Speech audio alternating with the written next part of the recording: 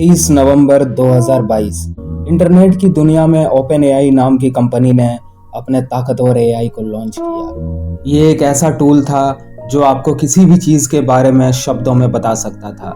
Launch होते ही इसने internet पर भूचाल ला दिया, जिससे गूगल, माइक्रोसॉफ्ट और फेसबुक जैसे विशाल प्लेटफॉर्म भी घबरा गए।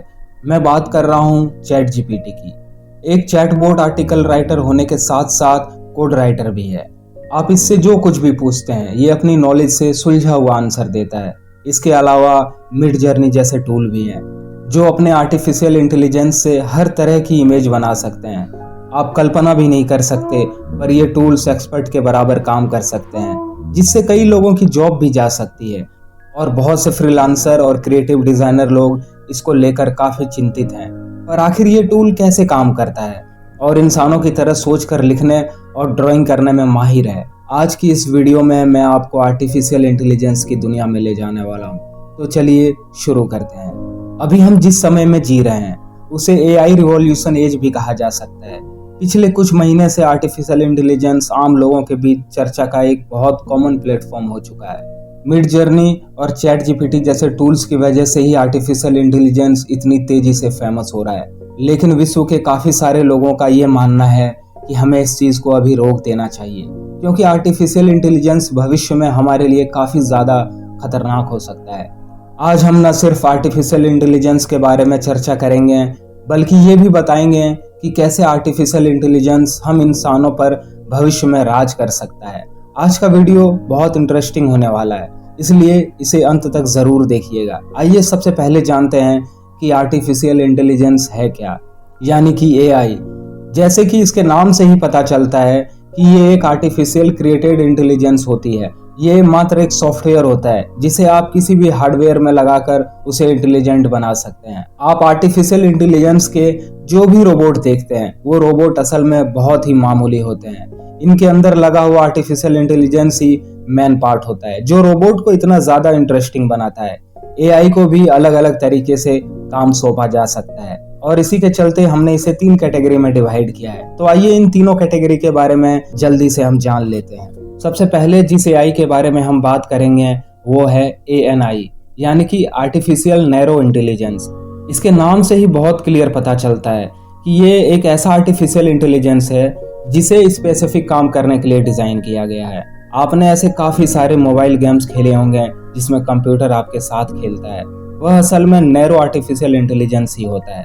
अगर आप चेस खेलने वाले आर्टिफिशियल इंटेलिजेंस को कैरम खेलने के लिए बोलेंगे तो वह ऐसा नहीं कर पाएगा।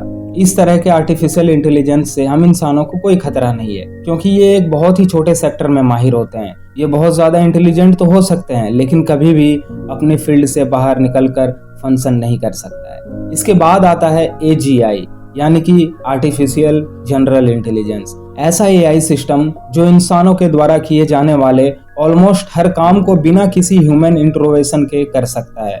उन्हें आर्टिफिशियल जनरल इंटेलिजेंस कहा जाता है। आपकी जानकारी के लिए बता दूं, आज तक हम इंसानों ने ऐसा कोई भी एआई डिजाइन नहीं किया है जो इंसानों द्वारा किए जाने वाले ऑलमोस्ट सारे एक्टिविटीज को परफॉर्म कर पाए। हालांकि भविष्य में ऐसा होने के बहुत ज्यादा चांसेस हैं।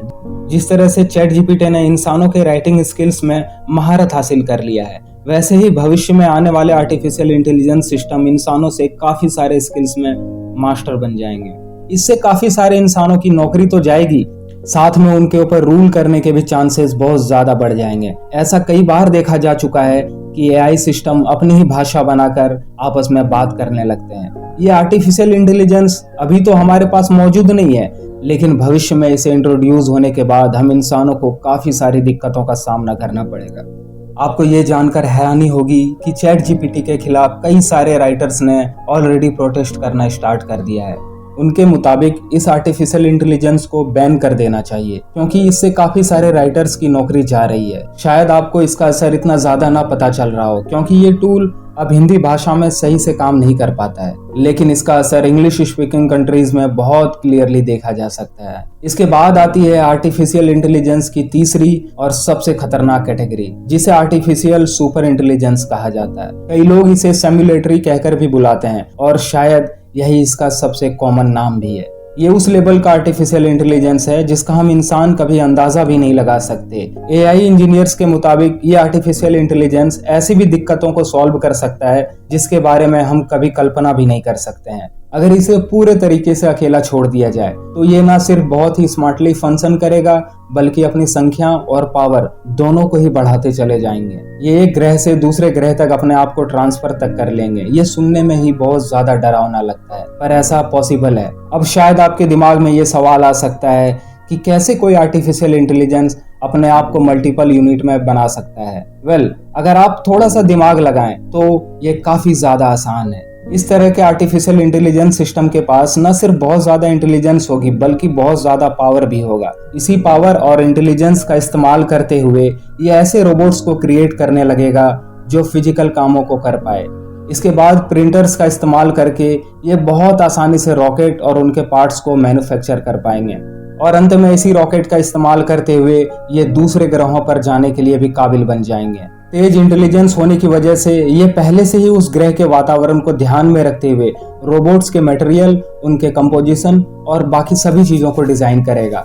हालांकि वैज्ञानिक ऐसा मानते हैं कि इस तरह के आर्टिफिशियल इंटेलिजेंस को हम आने वाले 100 सालों में भी डेवलप नहीं कर पाएंगे, लेकिन जैसे ही ये डेवलप हो जाएगा उसके बाद हम इंसानों के पास इनको कंट्रोल करने का कोई भी तरीका नहीं होगा। इसी वजह से या तो हमें इनसे लड़ाई करनी पड़ेगी या फिर हमें इनके साथ ही रहकर काम करना पड़ेगा। ये दोनों ही चीजें काफी डरावनी लगती है क्योंकि एक तरफ हम इंसान पूरे तरीके से खत्म हो जाएंगे तो दूसरी तरफ हम इंसान रोबोट्स की गुलामी करते हुए नजर आएंगे।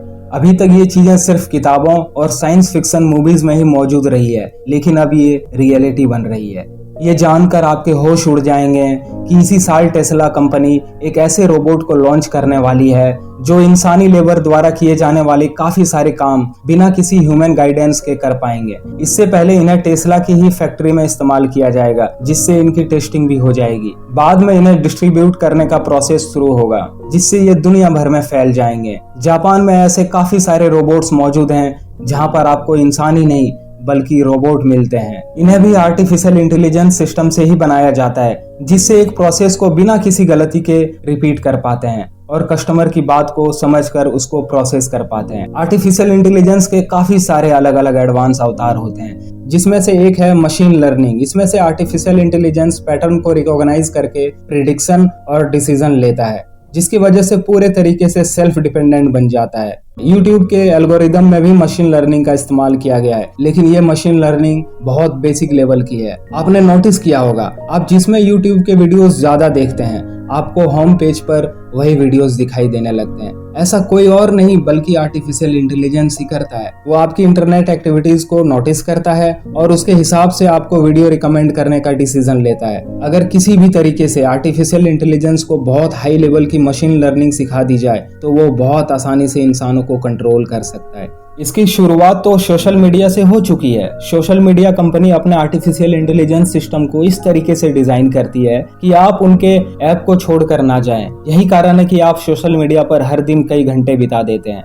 आर्टिफिशियल इंटेलिजेंस आपके दिमाग को कंट्रोल करने का टारगेट रखता है। यह आपको ऐसे कंटेंट दिखाता है जिससे ये आपके दिमाग पर हावी हो जाए, इसकी वजह से आप उस पर घंटों बिता देते हैं।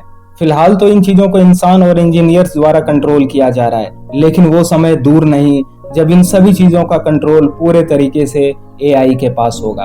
अब सोचिए कि अगर आपको सोशल मीडिया एडिक्शन तोड़ने में इतनी ज्यादा मेहनत लगती है तो जब आर्टिफिशियल इंटेलिजेंस आपको कंट्रोल कर रहा होगा तब आपका क्या होगा।